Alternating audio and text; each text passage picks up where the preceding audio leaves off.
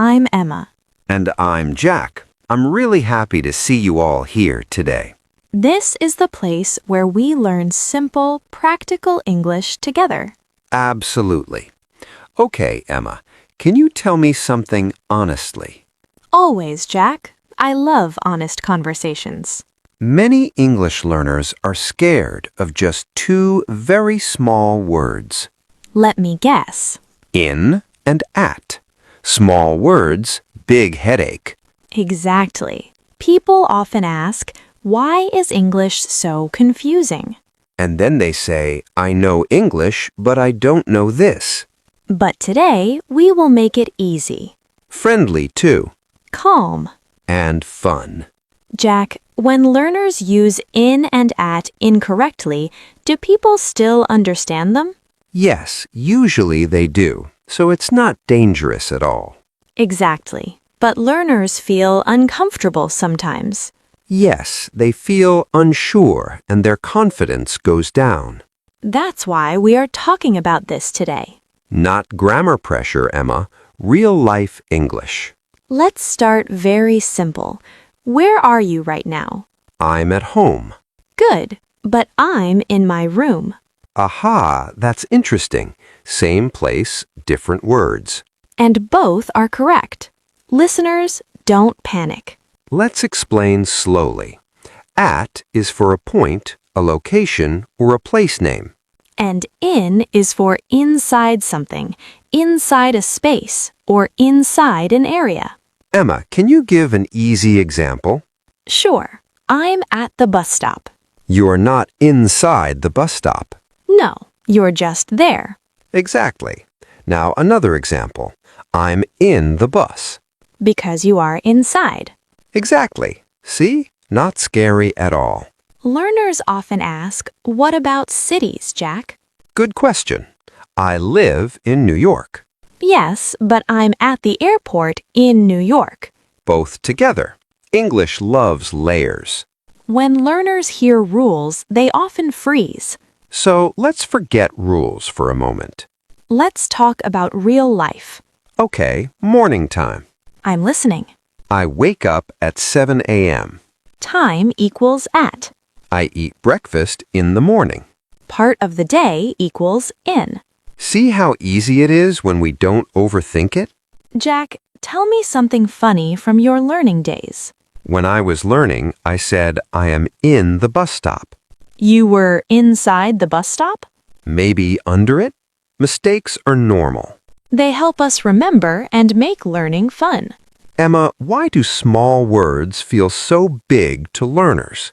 Because they want to be perfect. But English doesn't need perfection. It needs communication, connection, and confidence. Listeners, it's okay to pause. It's okay to think. And it's okay to make mistakes. You are learning, and learning takes time.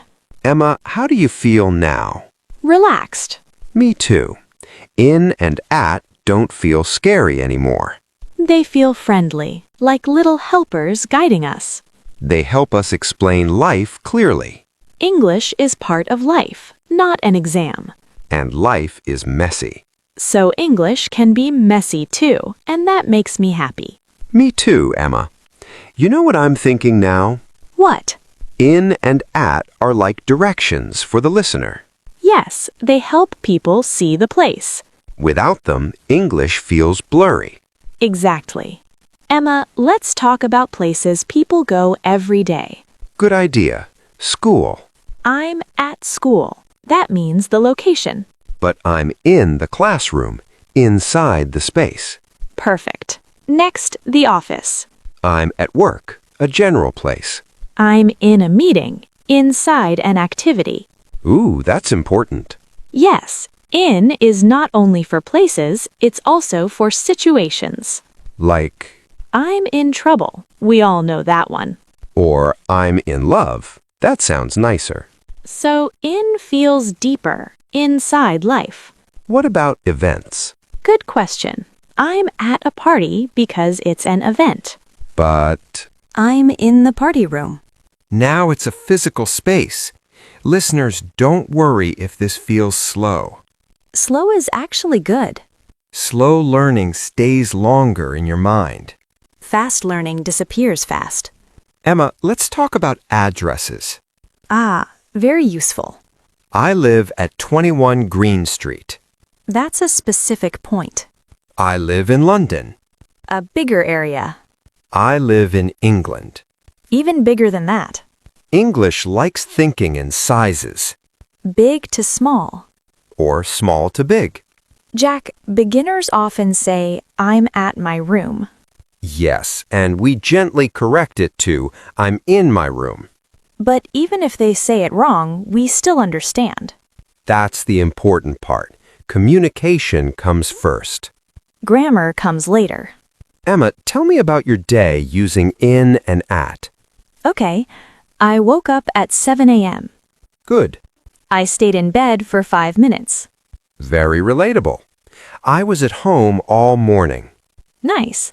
And later, I worked in my office. Clear and natural. See, listeners? This is real English, not test English. Sometimes learners ask, what if I forget? Yes, that's okay. Use what feels right. Your brain learns by using, not by fear. Do you remember your biggest confusion? Yes, I said I'm in the bus stop. That bus stop again. It taught me forever. Mistakes are teachers. Kind teachers sometimes. How do you feel about in and at now? Comfortable. Not stressed? Not at all. That's the goal. English should feel friendly, like a conversation. Not like a problem. Listeners, breathe. You are doing fine. Every sentence helps, Every mistake teaches. and every try builds confidence. Jack, I'm smiling. Me too. Learning feels good when pressure is gone. Yes, English becomes part of life, not something to fear. Jack, something feels different now. Yes, English feels softer. Less heavy. That's what understanding does. It removes fear. Let's talk about time again. Good idea. Learners often mix this up. At night. Correct. In the morning.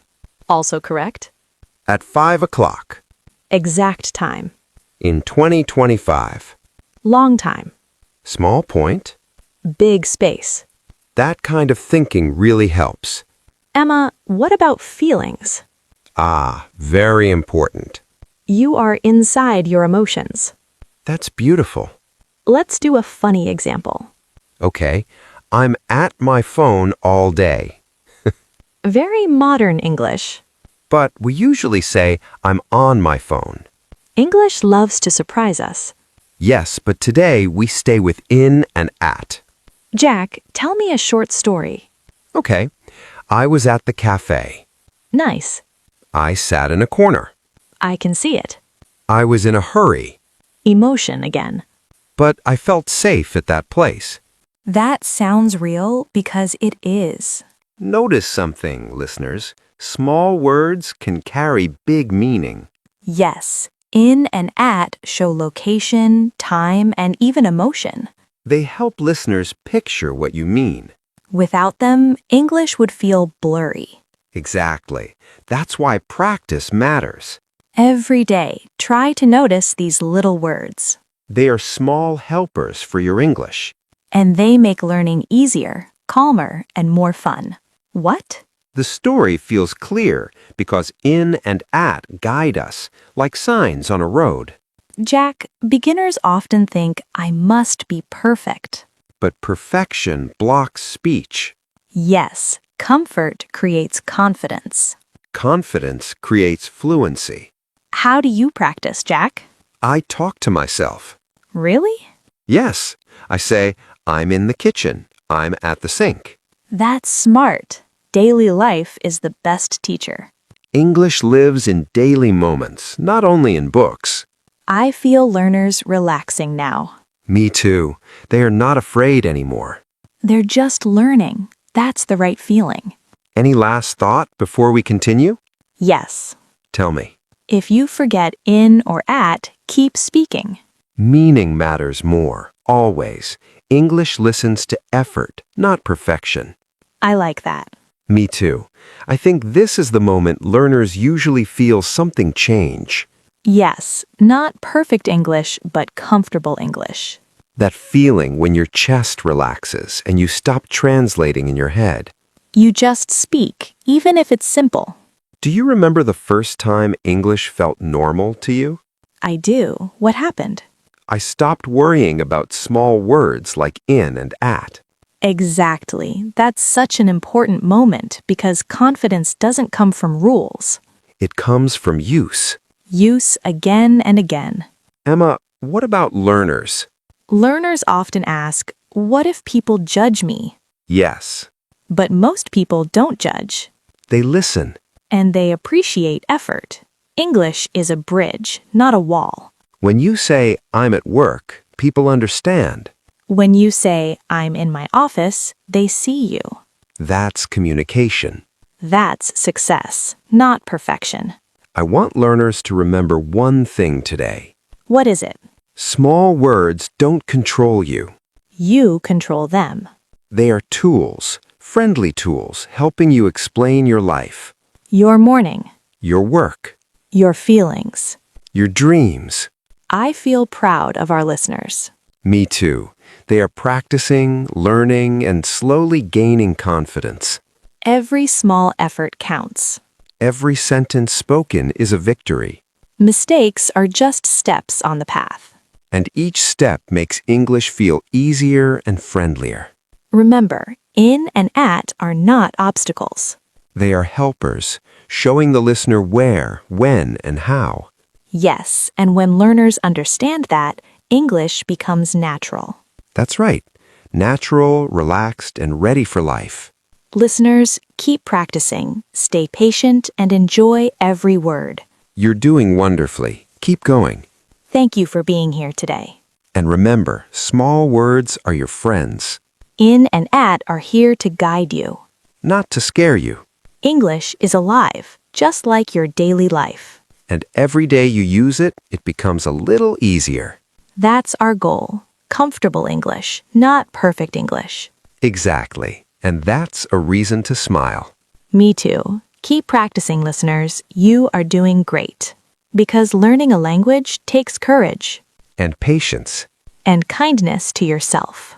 Yes. If you're listening right now and you feel slow, That's okay. if you feel confused, That's completely normal. and if you make mistakes, That means you're trying. and trying is already winning. English is not a race, It's a journey, and every step counts, even small ones. especially small ones. I love that. Me too. Friends listening, You're doing better than you think. speak slowly, Think clearly. use in, Use at. and just keep going. This is Talk Data. If this episode helped you, Please like the video subscribe to learn with us every week. and write one sentence in the comments. Use in or at. Just one sentence. We will read it, We will smile. and we will learn together. Keep practicing. Keep believing. English is already inside you. You're just letting it out. Bye, everyone. See you next time.